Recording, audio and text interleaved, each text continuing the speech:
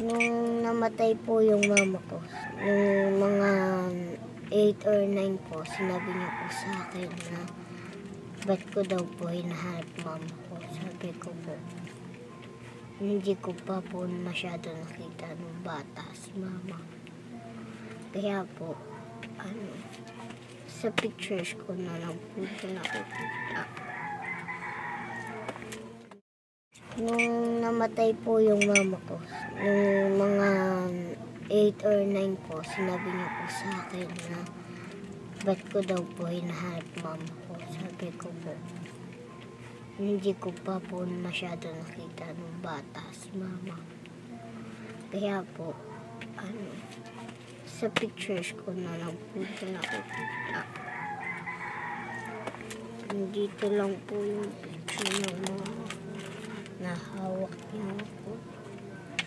Ito kami magpapamilya sa Alaminos. Pero ngayon, wala na siya. Patay na siya. Hindi ko na siya nakasama buong buhay.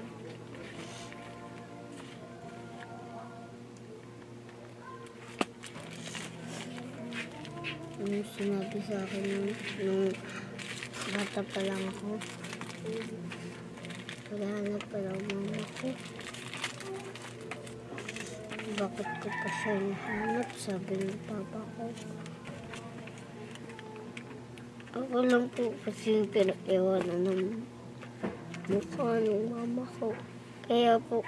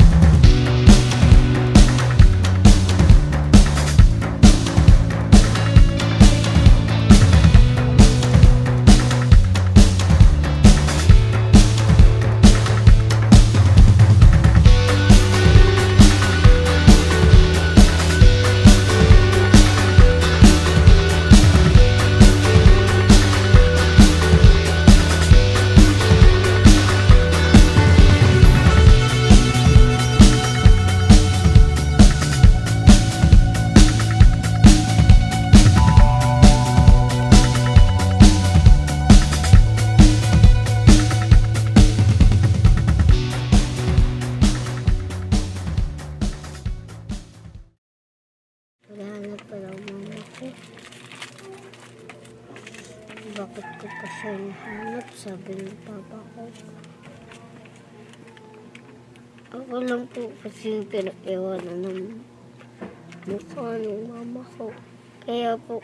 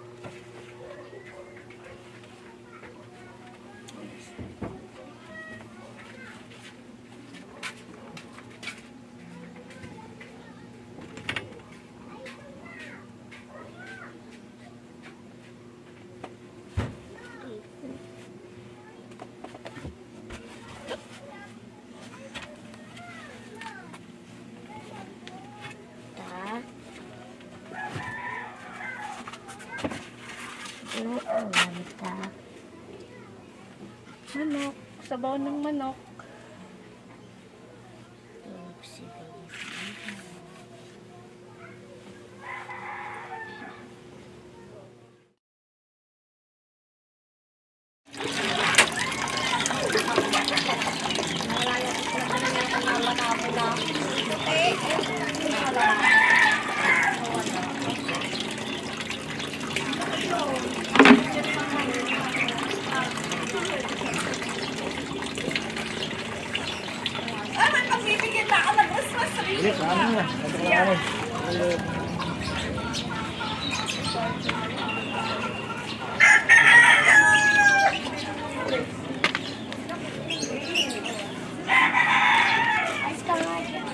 Handa po ng kanin, baon po sa trabaho.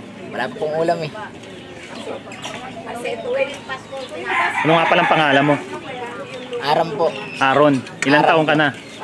36 po. 36.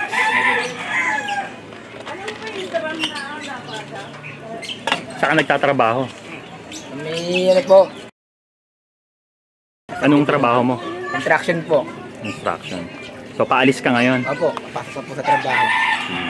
Tagal lang po maging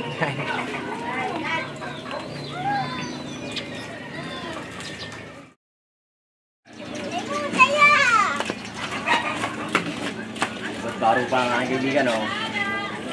Boss, may may tubig. Boss.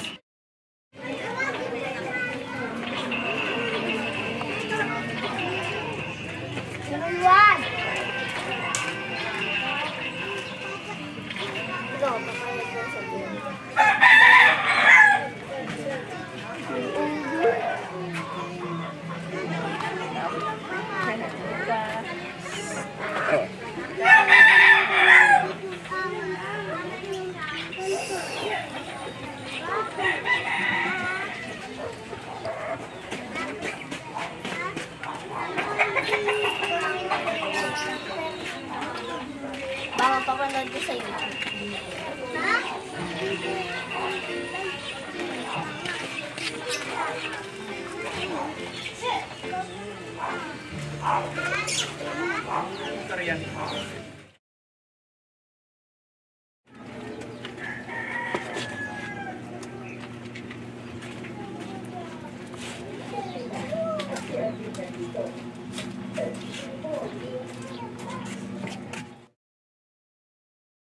Ako po si Bibi, 34 years old.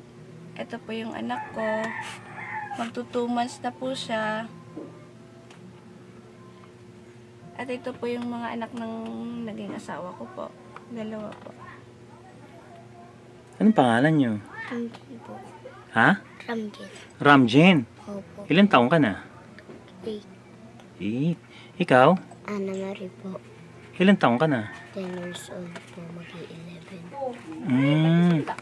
So, bali, yung kinakasama mo ngayon, anak niya tong 2. Opo.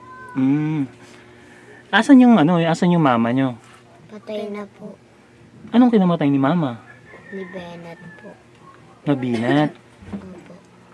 Ilan taon na mula nung namatay yung mama nyo? Ito po, wala pa po. Ako 2 years old lang po.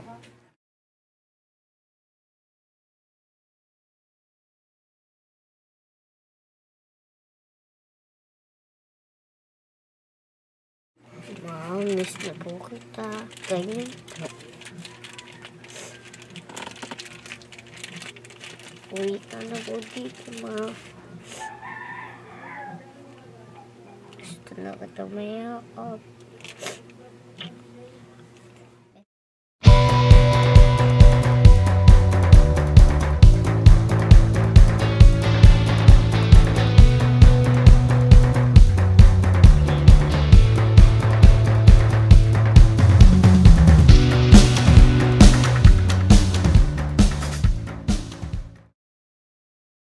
Wow, miss na po kita.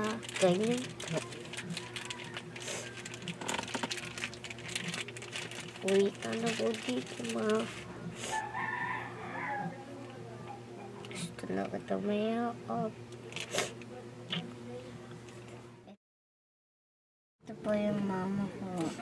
Ito po siya. Nawala na po siya. Ito niya po ako. Inaalagaan niya po ako. Ito po yung mga pictures ko ng bata. At ito ang mama ko. So 2 years old ka pa lang nung nawala si mama. Ilang taon na si mama niya noon, ate? Hindi ko po kabisado mo, sir. Nung namatay po yung mama ko, nung mga 8 or 9 po, sinabi niya po sa akin na ba't ko daw po hinahanap mama ko. Sabi ko po, hindi ko pa po masyado nakita ng bata si mama. Kaya po, sa pictures ko na lang po ito nakikita. Dito lang po yung picture ng mga nahawak niya po. Ito kami magpapamilya sa Alaminos. Pero ngayon, wala na siya. Patay na siya. Hindi ko na siya nakasama buong buhay.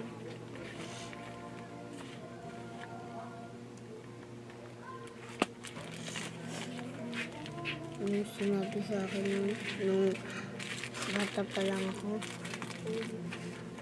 wala pa daw mama ko. Bakit ko pa siya nahanap? Sabi ng papa ko. Ako lang po kasi yung pinag-iwanan ng mukha ng mama ko. Kaya po, Wala yan.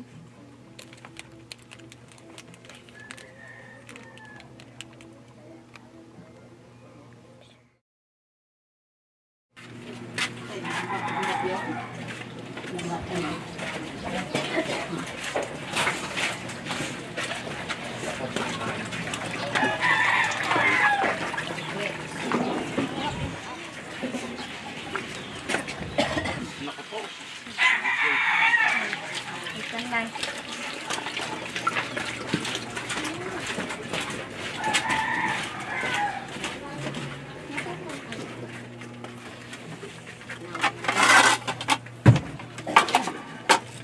Dito na lang po ako magsasama.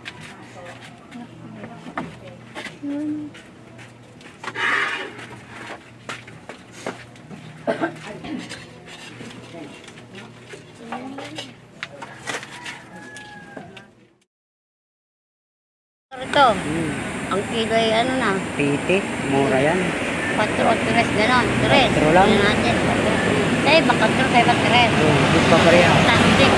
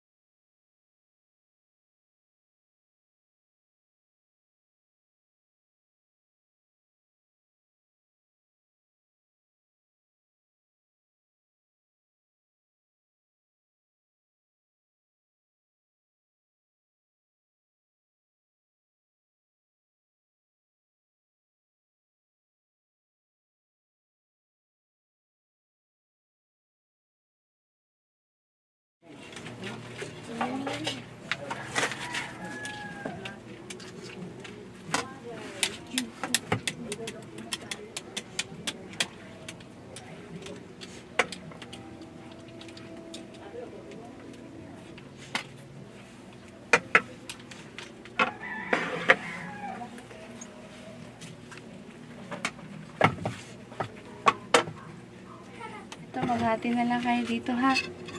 Pasensya na kayo, wala pang sahod si papa nyo.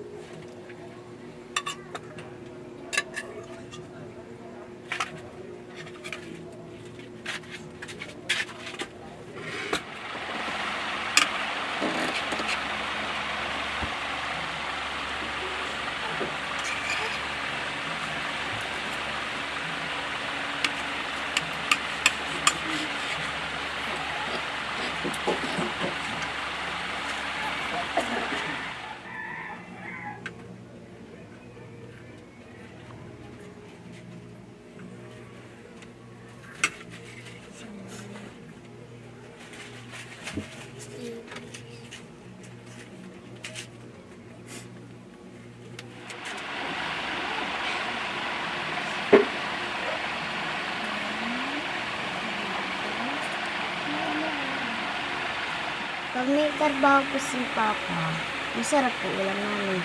Pero pag wala, noodles lang po. Pero po, minsan, hindi po masarap po ulam namin. Yung ano po, tubig asin lang po. Ganun lang po. Pag wala po kami filter. Buti may trabaho si papa mo ngayon. Opo. Matanong ko nga pala, Marie, ano nga palang pangarap mo? Teacher po. Bakit gusto mo maging teacher? Gusto ko maturuan yung mga bata. Eh ikaw kuya, anong pangarap mo paglaki mo? Sundalo. Kamukhang kamukha niyo si mama niyo, ano?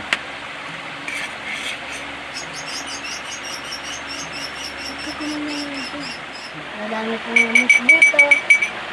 Nagtsatsaga lang po kami dyan sa isang electric fan namin. Hindi po kami makatulog ay paggabi. Nakagad po kami ng labot. Saka mainit, ano? Opo.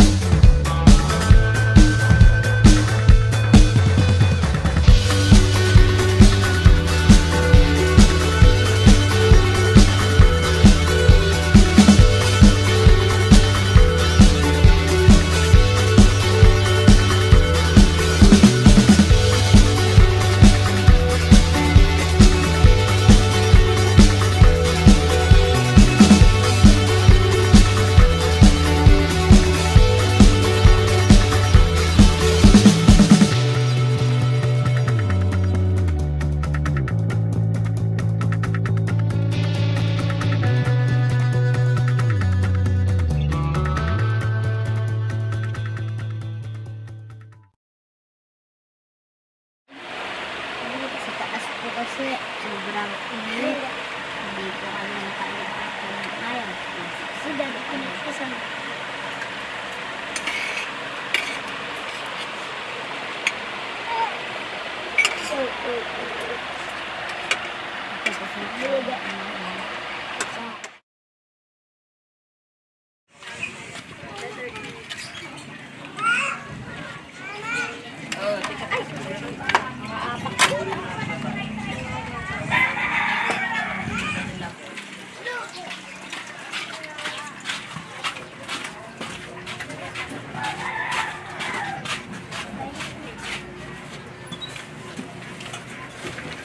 Ano po yung bahay namin? Maliit lang po siya.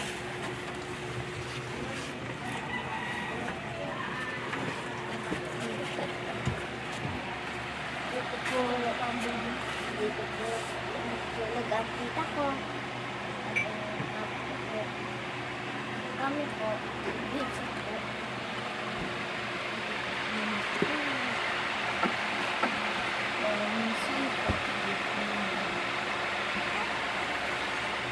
Ano to?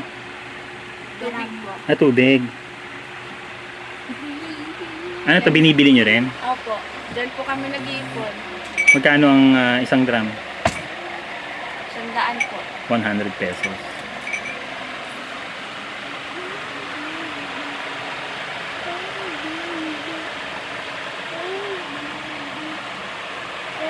Paano kayo nagkakasya dito? Sa akin natutulog mag-asawa. Dito po. Bali, anuhan po kami. Ulo niya dito. Dito po ulo ko. Tapos dito po yung baby namin. Hmm.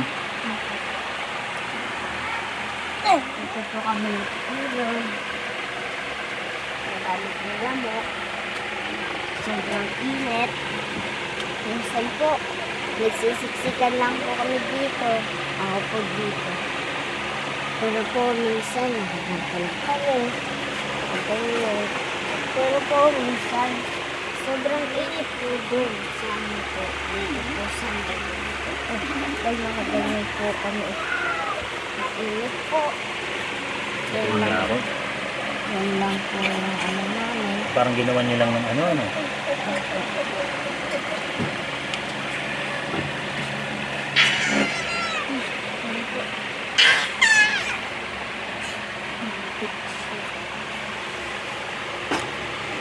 Eh, paano yung kuryente nyo dito? Magkano binabayad nyo? Ano po? 500. Itong bahay na to, sa inyo to? Ano po? Sa release po ito? Ah, parang illegal settler. Diyan ka natutulog? Dalawa kayo ng kapatid mo? Kaya sabi ko nga po sa kami dito. Pag nakakagising na po kami, nagtagalay po kami. Yan po, minsan, pag kami po nagtagalay, may langgam, may nakagat sa amin, sa taas. Ang dami po, hindi pa kami matulog ng ayos. Kaya dito sa bakal, may langgam po. Ito po karami ng langgam po. May langgam sa kanal po. Dito din. Ang dami po yung langgam dito eh. Ito po sa bubong. Dito lang po yung mga langgam. Ito lang po na to. Nandito lang po, dito lang po sa akin. May 8 lang po. Ito ako naman dito. 60 kan po kami ng dalawa. Eh, paano pag umuulan? Buti hindi kayo nababasa dyan? Hindi. Nilagyan po kasi ng ganito yung liit lang po. Ano?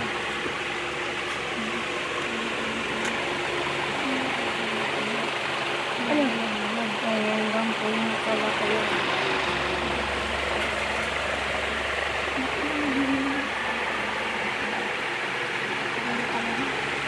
Eh, yung CR nyo? Saan yung CR nyo? Maliit lang din po. Diyan po sa may kurtina na po.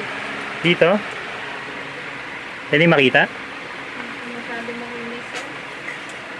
Ah, ito. Ano po?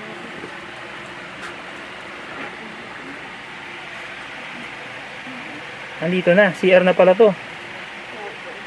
Maliit lang po na.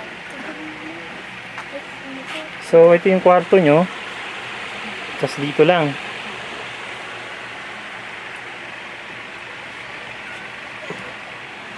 Yung CR namin. Maliit lang po siya. Hindi kami nakakainom ng clothes.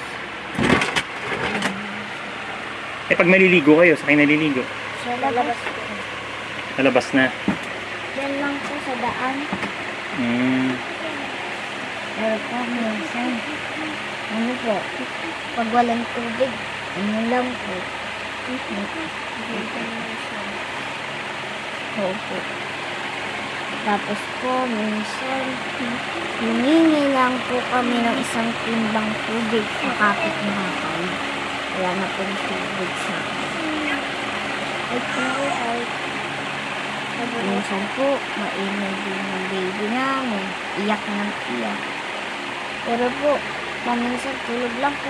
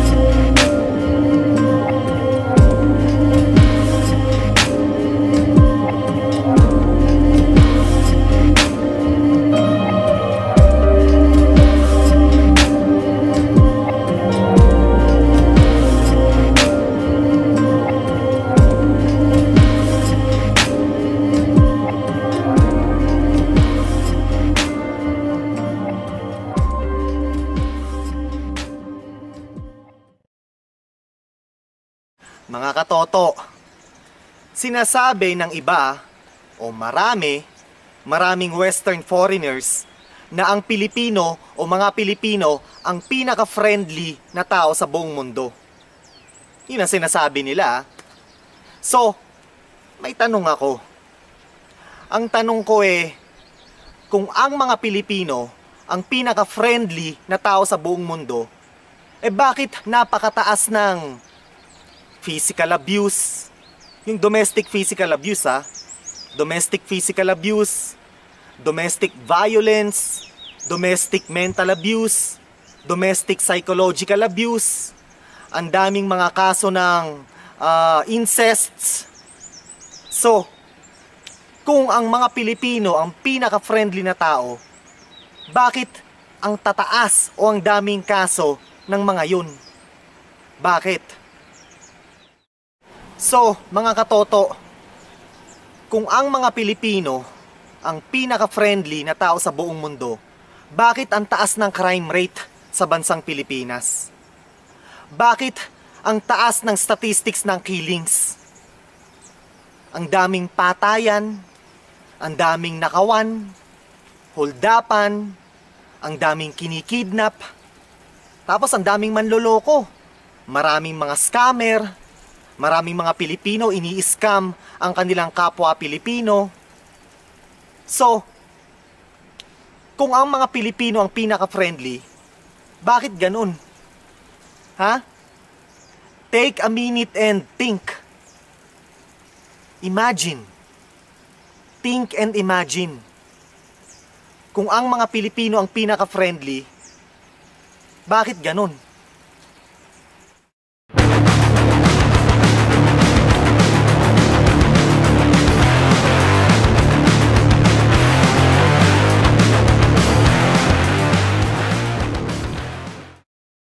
Well, marami naman talagang friendly Pilipino. Oo. Oo, maraming friendly Pilipino. Teka, maingay.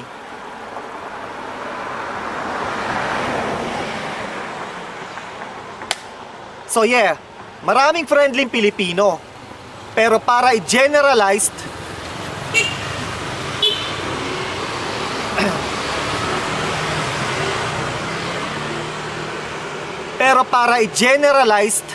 na ang mga Pilipino ang pinaka-friendly tao sa buong mundo, malaking kalokohan yan, mga katoto. Isa yang malaking kalokohan.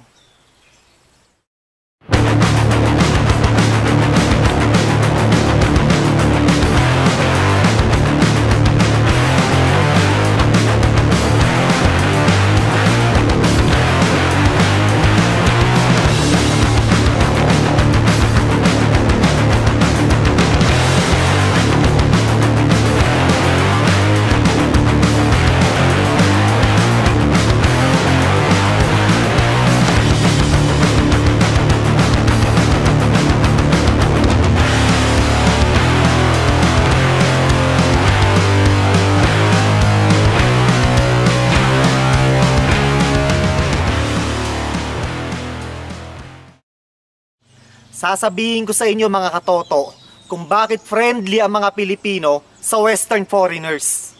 Lalo na sa mga foreigners na puti ang balat. Teka lang.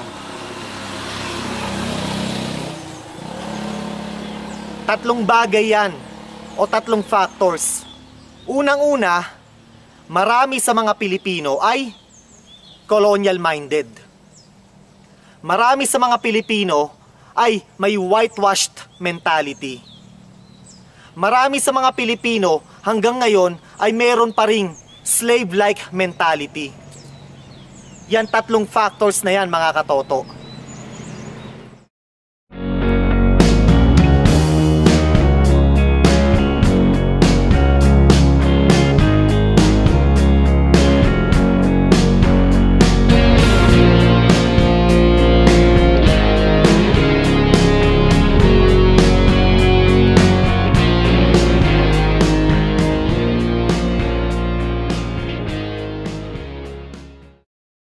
Mga katoto, hindi ko nilalahat hindi ko sinasabing lahat ng mga Pilipino. Pero marami. Maraming mga Pilipino may malaking bilang ng mga Pilipino, poker face yung mga yan. Ang ibig ko sabihin nakasuot ng maskara. May maskara sila sa muka. Kapag kaharap nila yung mga foreigners na yan, teka lang.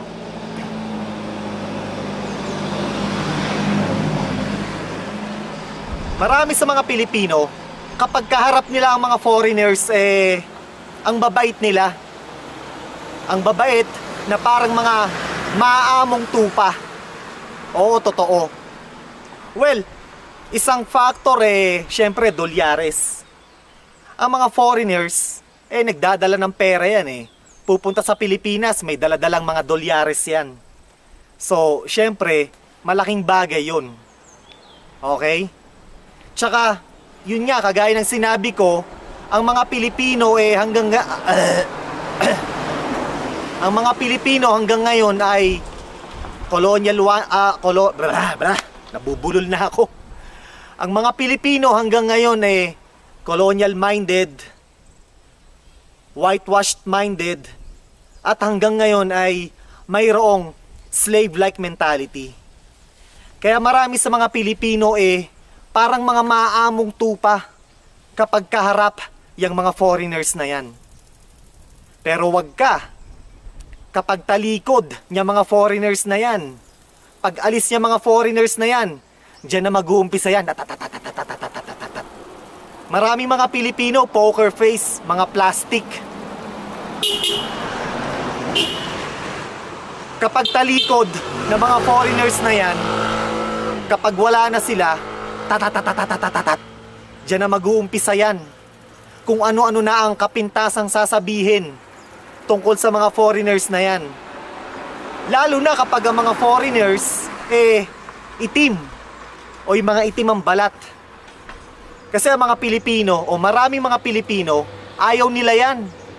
Dinidiscriminate ang mga taong may itim ang balat sa Pilipinas.